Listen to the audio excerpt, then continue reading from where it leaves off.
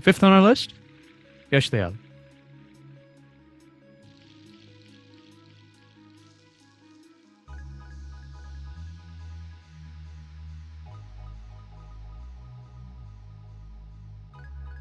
This time we are presenting this podcast or this discussion with a twist. In the first four episodes or in the first four bowlers that we discussed, it was mainly Pratham asking the questions and me giving my insights.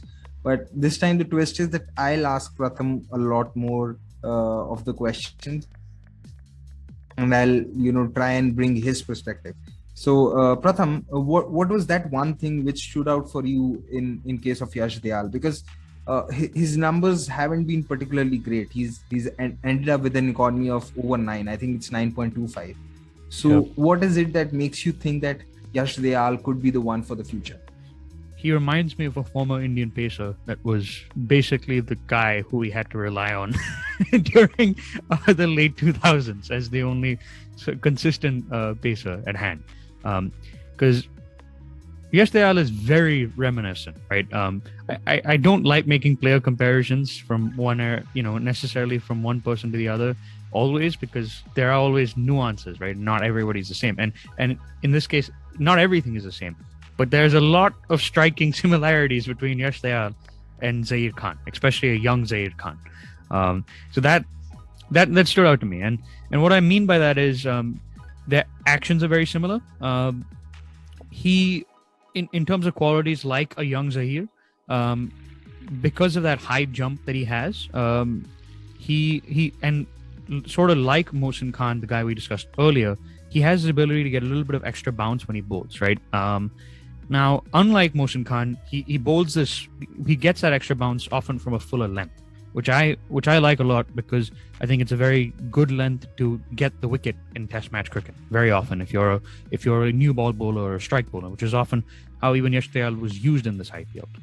Commentators often have this cliche way of going about describing stuff like this, right? He bowls a heavy ball. You've heard that so many times, a commentator bring up. But in this case, I think it is actually kind of valid. He does bowl a heavy ball. And so that, I think that's one component that I really find that's a quality in him. He's able to swing the ball in to the right-handers you'd expect from a left-handed pacer. I think I've seen him bowl it away as well. Or at the very least slanted away. So he can get the ball moving in two directions, which is good. Where Yash Dayal interests me in particular, right, is that he seems to have, it's kind of weird. You know how like normally the idea of T20, the T20 game is sort of deception, right? Gurkirat, the idea is that you want to try to keep the batsman guessing. And so bowling different deliveries, bowling variations are very useful. I know you've seen several bowlers, for instance, like a great point that you were mentioning was how Kagiso Rabada doesn't have a great slower ball. And so he tends to get pummeled at the death when he tries to bowl that delivery, right? And so your variations are very important. Yash Dayal's interesting in that he seems to have the competency actually in bowling deliveries that involve different grips and seam presentations, right? So I've seen him bowl the scrambled seam delivery to very good effect. He got a wicket out of it in his very first match against the Rajasthan Royals, and then he bowled a back of the hand slower ball, which also got a wicket against the Rajasthan Royals when he first debuted against them, right? So he has a lot of tools in his armory, but he's a weird case in where I think he uses those different variations too much. You mentioned the economy, right? I think that's part of the problem, right? Sometimes I feel he, especially in the death overs, he doesn't bowl too many of those. But in the death overs, where I think a lot of his runs are being taken off, I think his problem is sometimes he bowls too many variations, right? And sometimes if he was to just bowl 3 stock deliveries and maybe change the angle at which he's delivering them, right? That could be a variation in of itself without having to resort to an entire new grip of a ball or delivery, I remember there was a conversation with this death bowler in England called Jade Dernbach, and he was talking about how, in his career, right, one of the things that frustrated him when he would speak to analysts, right, was that they would talk about, different players where a batsman was good and talk about different balls that he can't use, right? And so he got into this mindset where he felt like he had to do constantly almost new different things, right? To try to take care of that, right? And what he really needed was relying on his strengths, right? And then just varying the order of those up so that the batsman was guessing which of those strengths you're using rather than using multiple different kinds of variations constantly, right? That sort of resonated with me for bowlers bowling at the death, and I think it's the case with Yash Dayal as well. But I am curious to get your impressions of him as well. See, I'm still not entirely convinced if he can move the ball both the ways. I think he can probably, get the ball to straighten or slant it in a way that the ball doesn't move in, but just straightens after pitching. But it's still different from moving it away, wherein you bowl the ball on the foot stump and then it leaves the left-hander. Right. The other thing that I want to see him do quite more often, which he didn't do in this season at all, is to use the different angle. Look to come around the wicket at the death. Probably try and tie the batsman, because what he looks to do, especially when he's bowling to right-handers at the death, is he's looking to largely bowl wide of the wide to them, as it happened with Butler in the qualifier one. And he might have dismissed Butler for sure, but I thought that once that first boundary was hit, then he was hit for 2 boundaries through the third man and point region. So maybe if he can look to mix it up by coming around the wicket, because that is something which Arshdeep Singh has done quite well. So that is one factor of the game that I want to see him improve upon, because once he becomes fixated with the idea of coming over the wicket and bowling it wide, batters who can play the reverse lap, something which Dinesh Karthik, ABD and Butler can also do well, then he'll be found out of ideas. Also, I'm not really sure, but I didn't see him use the bouncer quite a lot at the death. So that's an interesting point, right, regarding the bouncer especially. I mean, obviously he can get a bit of extra bounce, and so I think he's sort of the guy who... He did bowl a very good bouncer to Russell, by the way. But the one which was caught, but it ultimately turned out to be a no ball. Yeah. So that is something. So it's not that he can't bowl the bouncer. I just think it's a confidence issue with him while going with the bouncer. You're right. No, I think you're spot on about that, right? And it's one of those things, right, where confidence plays a huge part in this game, right? In general, right? When you are averse to trying out things where you don't know, like if you don't have a lot of faith in for instance, if you're a bowler who has a good bouncer from the fundamentals, and I think Dayal has, because I mentioned he gets that extra bounce, right? So he can actually pitch it a lot fuller and still get the ball up, sort of neck high, or even eye line height. So I think it is a confidence thing. I think you're spot on about that. You mentioned the thing about coming over and around the wicket, which is I think really interesting. But there's even a nuance there which I think would help him, just on the basis of even if he was to stay over the wicket, or just even if he was to come around the wicket, right? And that is Zaheer Khan early on and Yash Dayal. They came very wide of the crease.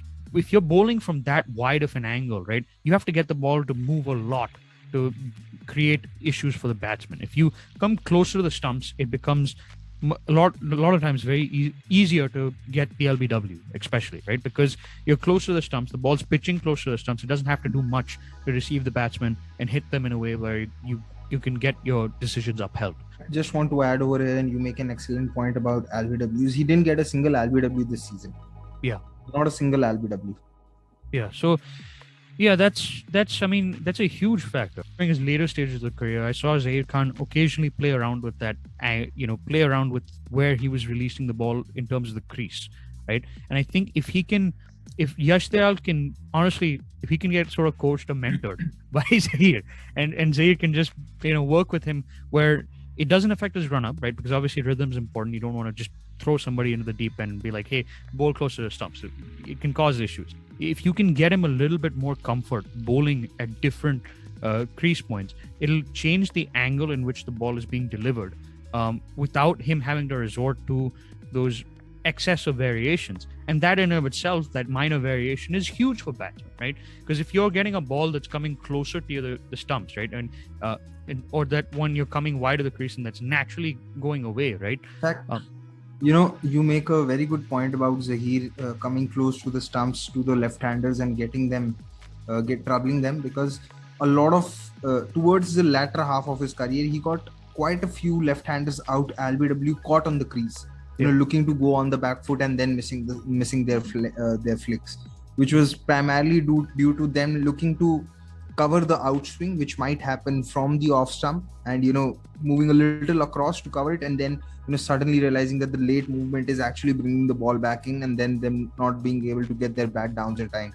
A dismissal of Cook, I think from 2007 comes to my mind, or probably it was 2011, I'm not sure, but he did get quite a few left-handers out this way. Again, Yash Dayal's not someone who's set the world alight with the numbers that he's produced. He's not someone who set the world alight even in terms of the impression he's produced, but he is a guy who has still left a bit of a mark, and there's still something promising with him in store. As always, for each and every player, we've had a prediction segment where we look ahead at what could be the possible trajectories of the careers of these players. So I'll ask Pratham what he thinks about the short-term and the long-term future of someone like Yash Dayal. Sure. So I know I might get a little bit annoying in some of these segments, because I have a very optimistic future for a lot of these players. Yes, he's only played one season, Gurkirat, but the good thing about Yash Dayal is he's actually played a fair amount of FC matches, right? I think it's 15 or 16, something to that effect. So he's, I mean, it's not a lot, but he has had a proper season behind him.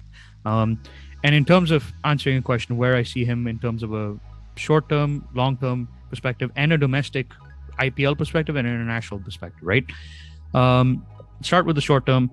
I think he's definitely going to get picked in the IPL again. I don't think, unlike some of the other bowlers we covered in this list, somebody like a Mohsin Khan or Mukesh Chaudhary or Arshdeep Singh, I don't think his team's going to retain him, because I think they have more valuable assets with them. Pandya being one was already giving you the fast bowling quotient, so I don't see him coming quite into the picture of that.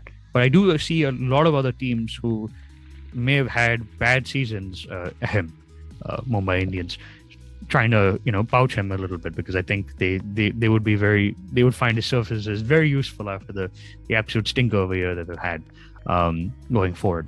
But I think he will get another IPL gig, so I'm not too concerned about that. And if he shines here, he will be able to create an impression.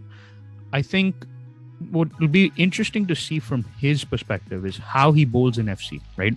Because I think he has an average of 28, which is not bad on the wickets that he's bowled so far. But I am a little bit curious to see if he can put in some really good numbers in a season, if he can have a breakout season in first-class cricket, because he does seem like the sort of bowler who India could use in a longer format context.